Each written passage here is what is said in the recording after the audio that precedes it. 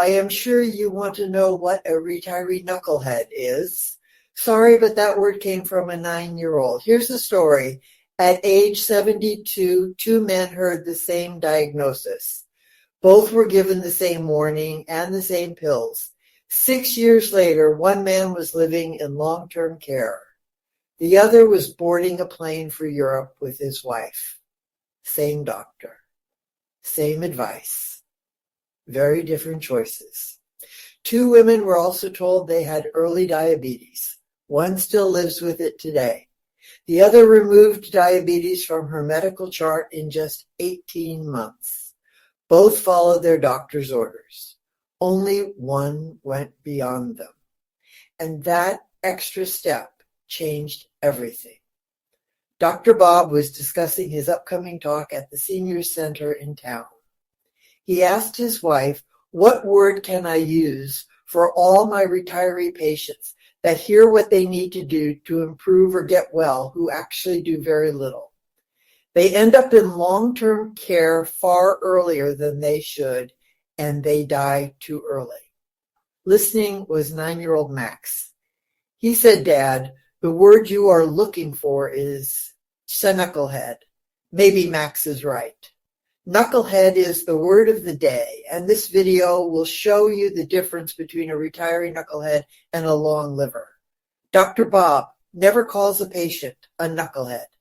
Nevertheless, for your knowledge, a knucklehead is a person who does almost nothing when it comes to helping themselves live longer. Many retirees take the pills, nod at the doctor, and then go back to their chair. They let the chair win. They give their body away one lazy day at a time. And years later, they wonder how their life got so small. Most retirees do nothing even when the warning is clear. This may sound harsh, but it is true. Most retirees do very little to improve their own health, even when faced with serious health warnings. They are told what to do. They accept the pills instead.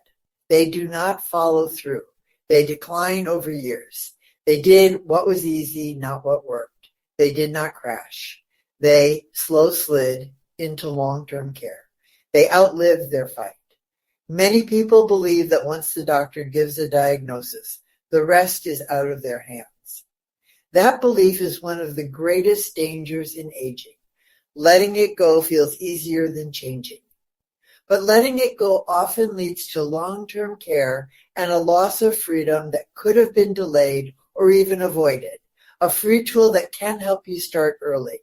In this video, I want to tell you about a free resource that can help you think differently about your health and your future. At fantasticretirement.com, you can download the free ebook titled Live a Lot Longer and Live Well. It is simple, practical, and written for real retirees who want simple ways to improve their health without getting overwhelmed. If this video speaks to you, that book is a good next step. Never stop moving after years of watching older people file in and out of clinics and care homes. One truth stands out above all others. Never stop moving. The ones on walkers, in wheelchairs, on oxygen, stiff, struggling, and slowly fading almost always stopped moving long before they stopped living. Numerous studies show that excessive sitting leads to early death. The body is not built to sit for hours every day. When we sit too much, our muscles shrink, our balance weakens, our blood sugar rises, our circulation slows, and our risk of falls and disease increases. The solution is not perfect. Exercise is good, but more important is movement. Stand up, walk for a few minutes, stretch your body. Do it many times a day. Small movement done often protects life better than big workouts done rarely. Listening and acting are not the same thing. There is a huge difference between listening and acting. Listening means you heard the doctor. Acting means you changed your life. Science shows that older adults who follow both medication and lifestyle advice have better health, fewer hospital visits, slower disease progression, better quality of life, and longer life. Those who only take pills but do not move, do not change food, and do not build strength lose much of the benefit. They could be called a knucklehead. People who believe their own actions matter do better than those who believe only the doctor's actions matter. Healthcare is a partnership. A prescription alone cannot replace personal effort. Why following orders alone is not enough? Following orders helps, but it does not guarantee success. The advice may be incomplete. The plan may be too complex. The person may lack support, money, energy, or belief. Some people forget. Some feel overwhelmed. Some just give up quietly. Lifestyle change is harder than swallowing a pill. Pills feel like action, but pills do not build muscle. Pills do not train balance. Pills do not strengthen the heart. Pills do not lower insulin the way food timing and movement do. Pills manage symptoms. Actions shape outcomes. Let's get back to Barry and John. They had the same diagnosis, but two very different endings. Barry and John were both 72 when Dr. Bob gave them the same news. Both had high blood pressure. Both had back pain. Both were told they were losing muscle and strength fast. Both were warned that if they did not change how they lived, their future would shrink quickly. Both were given pain pills. Both were told to walk every day and do resistance training. The doctor said, start lifting weights. Both were told to eat better. Both were told to move more or lose their independence. From that day on, their lives took very different paths. John, the easy way John listened to the doctor. He nodded. He took the pills. That is where his effort stopped. He liked his recliner. He liked television. He liked snacks. Walking hurt. Eating better felt like too much trouble. He believed the pills were enough.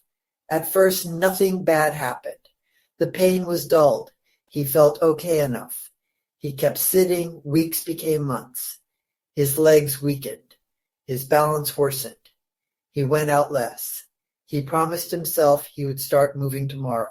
Tomorrow rarely came. After 2 years, he needed a cane. After 4 years, he needed a walker. After 6 years, his legs barely worked. One bathroom fall ended it. He did not die, but he lost his home and his freedom. He moved into long-term care. He had a television and pain pills, but not his old life. He often said he did not know how it happened so fast. Barry took the harder way. Barry also took the pills at first, but he did more. He went home and looked things up. He asked questions. He learned that pain pills do not fix weakness. He learned that sitting makes loss of strength worse. He learned that aging muscles must be used to survive. He started slowly. 5 minutes of walking each day, then 10, then 20. Some days hurt. Some days he did not feel like it. He went anyway. He cleaned up his eating. Less sugar, more protein, more real food. He lifted light weights in his garage, nothing fancy, just steady. His wife joined him, and it became their routine. After 6 months, he could walk his route without stopping. After 1 year, he was stronger than he had been in a decade. After 2 years, he rarely needed pain pills. At age 78, Barry was not perfect, but he moved. He traveled. He lived. That spring, he and his wife walked the streets of Rome, climbed slowly, rested when needed, and laughed often. 6 years after the same doctor visit, John sat in a long-term care room. Barry stood at an airport gate. John waited for medication rounds. Barry waited for boarding calls. Both were the same age. Both had the same diagnosis. The difference was not luck. The difference was choice. How movement protects life. Movement protects muscles. Muscles protect balance. Balance prevents falls. Falls often lead to the start of permanent decline. Once a person falls and loses confidence, they move even less. The body weakens even more. This cycle can happen faster than most people realize. Walking, standing, lifting light weights, stretching, and even gentle household movement keep the body active. These are not fitness goals. These are survival skills for aging, simple basics that matter more than most people think. There is no secret formula. There is only daily choice. Cutting sugar matters because sugar drives inflammation and insulin spikes. Avoiding processed food matters because it weakens the body over time. Not smoking matters because oxygen feeds every cell. Avoiding excessive alcohol matters because alcohol drains strength and balance. These are not trends. These are foundations that protect life year after year. Scientific proof in simple terms. Large long-term studies show that people who move, sleep well, eat wisely, avoid smoking, and manage stress live longer and healthier than those who do not. Another group of studies shows that older adults who stick to both medicine and lifestyle changes have fewer hospital stays, slower disease progression, better quality of life, and lower death rates than those who only take pills. Research also shows that people with low health understanding and little support have worse outcomes because they misunderstand or quietly ignore what they are told. Knowledge only protects you if it leads to action. Why many retirees choose the chair. Comfort is powerful. Change feels hard. The chair feels safe. The television distracts. Pain pills numb not just pain, but urgency. Many people do not intend to give up. They simply delay effort until effort feels impossible. They were not unlucky. They were physically inactive and complacent, a pattern followed for years. If this is you, perhaps in 6 years, you may be in long-term care not from fate, but from accumulated inaction. The power of small daily effort. Barry did not change because he was brave. He changed because he started small. 5 minutes became 10. 10 became 20. One better meal became many. One short walk became a habit. These small steps rebuilt a life. Small effort done daily beats big effort done rarely. The body responds to consistency, not perfection. Bella and Terry, the same diagnosis. 2 very different outcomes. Bella was 65. Terry was 66. They were friends. They walked into the same clinic a week apart and heard the same words. Early type 2 diabetes. Both were scared. Both were given medication. Both were told to cut sugar and carbs and lose weight. At first, both followed the doctor's orders exactly. Bella, the rule follower. Bella took her pills every day. She cut back on desserts. She reduced bread. She checked her blood sugar as instructed. Her numbers improved a little, but she did not ask questions. She did not change when she ate. She did not change what drove insulin high. Each year, her medication increased slightly. Her energy declined slowly. Her weight crept up. At age 71, Bella is still diabetic. Her condition is controlled, but it still controls part of her life. Terry, the researcher. Terry also took her pills, but she did not stop there. She wanted to understand why her sugar stayed high. She read. She watched lectures. She learned that insulin drives diabetes and that eating all day keeps insulin high. She learned that food timing matters as much as food choice. She found the book by Dr. Jason Fung, The Diabetes Code, and for the first time diabetes made sense to her, and she knew what to do. Terry's new path. Terry stopped snacking. She shortened her eating window. She lowered sugar and refined carbs. She walked every day. She lost weight without starving. Every few months, her blood sugar dropped. Her medications were reduced, then reduced again. After 1 year, she was on the lowest dose. At 1 year and 6 months, she was told she was no longer diabetic. no pills, no daily fear, just food, timing, movement, and understanding. 2 women, 2 results. Bella followed the doctor's orders. Terry followed the doctor's orders and learned more. Bella stayed managed. Terry became free. Same diagnosis. Different depth of action. What these stories prove.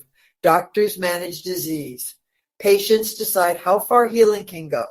Pills can dull symptoms. They cannot build strength. They cannot restore movement. They cannot rebuild lost muscle. They cannot remove insulin resistance without lifestyle change. Barry and Terry acted. John and Bella stopped at the prescription. What you can do starting today. Stand more. Walk every day. Lift something light. Stretch gently. Cut sugar. Eat real food. Sleep enough. Drink water.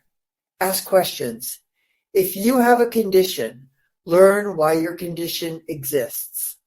Do not outsource your health to a pill bottle. You do not need a gym. You do not need perfect meals. You need daily movement and daily ownership.